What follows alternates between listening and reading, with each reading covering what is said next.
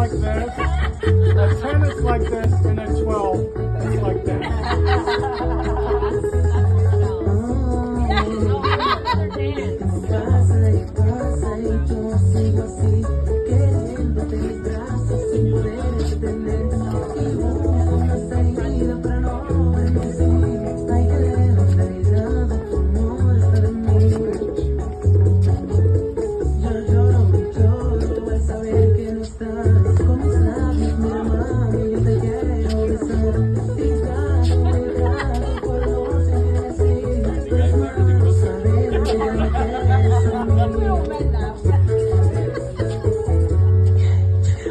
Me